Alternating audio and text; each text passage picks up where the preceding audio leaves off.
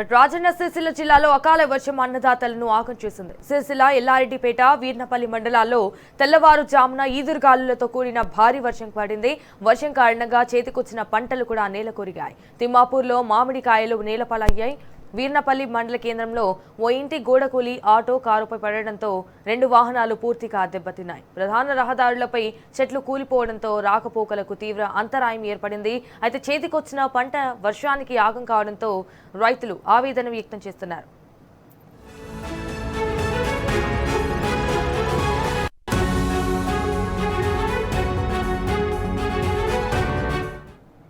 ఇదే విషయానికి సంబంధించి మరిన్ని డీటెయిల్స్ మా ప్రతినిధి వేణు ఫోన్ ద్వారా అందిస్తారు.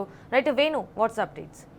ఇందులో అంటే గత రాత్రి అకాల వర్షాలు కురిస్తే అంటే మెరుపులు ఉరుములతో కూడినటువంటి భారీ వర్షం నేపథ్యంలో ఇటు రాజన్న సిరిసిల్ల జిల్లాలో అతలాకుతలమే నేను చెప్పాలి. ఎందుకంటే ఈ సిరిసిల్లకు సంబంధించి చూసుకుంటే ఎల్లారెడ్డిపేట, వీర్నపల్లి ఈ మండలాల్లో అయితే మాత్రం ఈ ఈదురుగాలు వర్షాలతో ఇటు మామిడి పంట అంటే దీనికి సంబంధించి మరికొద్ది రోజులు మామిడికాయలు చెప్పే అవకాశం ఉంటుంది. కానీ తెంపే దశలోనే ఈ అకాల వర్షాలు ఈదురుగాలుల నేపథ్యంలో మామిడికాయలని కూడా రాని నేపథ్యంలో మామిడి రైతులకు తీవ్ర నష్టం సంభవించిందని చెప్పాలి. మరోవైపు వరి కూడా అంటే కోతకొచ్చే దశ ఇది.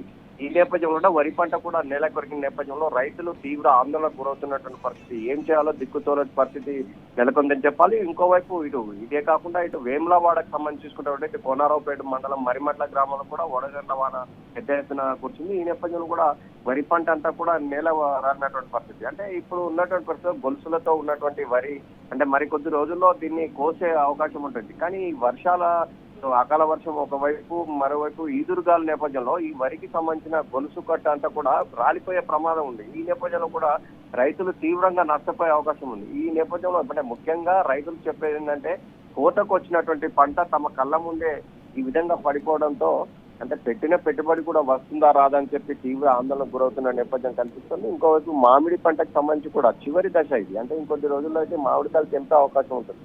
కానీ ప్రస్తుతం ఈ గాలుల నేపథ్యంలో అది మామిడికాయలు కూడా మొత్తం పెట్టేస్తున్న రాళ్ళ నేపథ్యంలో మామిడి పంట కూడా తీవ్ర నష్టం నెలకొందని చెప్పొచ్చింది. ఈ నేపథ్యంలో ఇటు మామిడి పంటకు సంబంధించి కావచ్చు, వరికి సంబంధించి కూడా తీవ్ర నష్టం జరిగింది. రైతులు మాత్రం తీవ్ర ఆందోళనకు గురవుతున్నట్టు. అంటే ప్రభుత్వం ఎట్టి పరిస్థితుల్లో మమ్మల్ని ఆదుకోవాలి, లేకుంటే మాత్రం చాలా నష్టపోతామని చెప్పి ఆందోళన చేస్తున్న నేపథ్యం కనిపిస్తుంది. ఇంకోవైపు ఈ అకాల వర్షమే కాక ఈదురుగాలతో ఇటు రోడ్లపై ఉన్నటువంటి భారీ వృక్షాలు కూడా నేలకొరికే నేపథ్యం. దీంతో కూడా రవాణా వ్యవస్థ కూడా కొంత నష్టం జరిగినటువంటి పరిస్థితి ఉంది. అంటే ఏదేమైనా కానీ ఒకేసారి ఈ అకాల వర్షం రైతుల పాలిట ఒక శాపంగా మారిందని చెప్పాలి. అంటే గత రాత్రి ఒకేసారి వచ్చిన నేపథ్యంలో రైతులు అలర్ట్గా లేని నేపథ్యం, రాత్రిపూట కురిసిన నేపథ్యంలో కూడా తీవ్ర నష్టం జరిగిందని చెప్పొచ్చు. All right Venu, thank you for the updates.